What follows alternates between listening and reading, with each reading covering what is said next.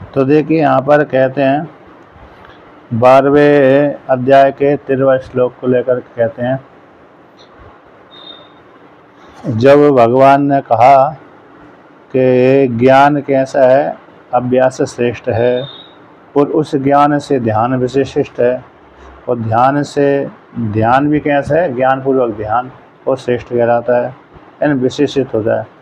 और ज्ञानपूर्वक ध्यान की अपेक्षा कर्मफल का त्याग है श्रेष्ठ है, और त्याग से शांति की प्राप्ति होती है, ऐसा वर्णन कर दिया। यहाँ पर त्याग की प्रशंसा कर दी।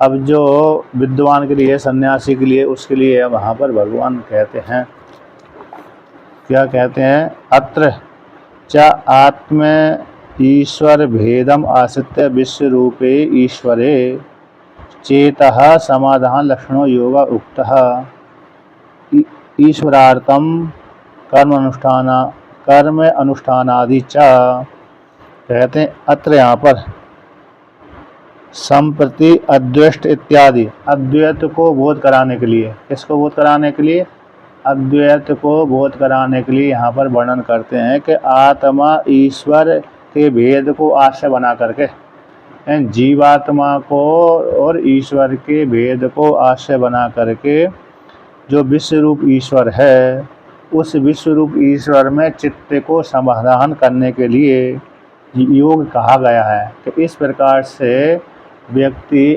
अपने मन को परमात्मा में, ईश्वर में लगा दे।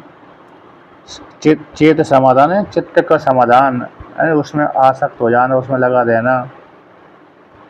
चाहे भगवान का स्वरूप अनेक प्रकार का है तो किसी न किसी स्वरूप में लगा दे और ईश्वर के लिए कर्म करे।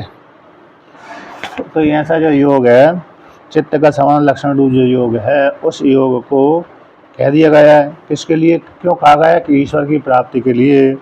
और कर्म अनुष्ठान आदि भी चा, और कर्म के अनुष्ठान आदि का भी वर्णन किया है।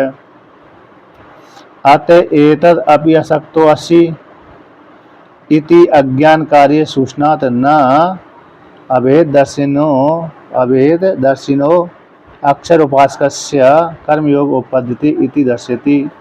कहते हैं इस वाक्य के द्वारा, किस वाक्य के द्वारा, अत एतद अभि असक्तोषि, इस गीता के वाक्य के द्वारा जो व्यक्ति कर्म करने में सामर्थ्य नहीं, मतलब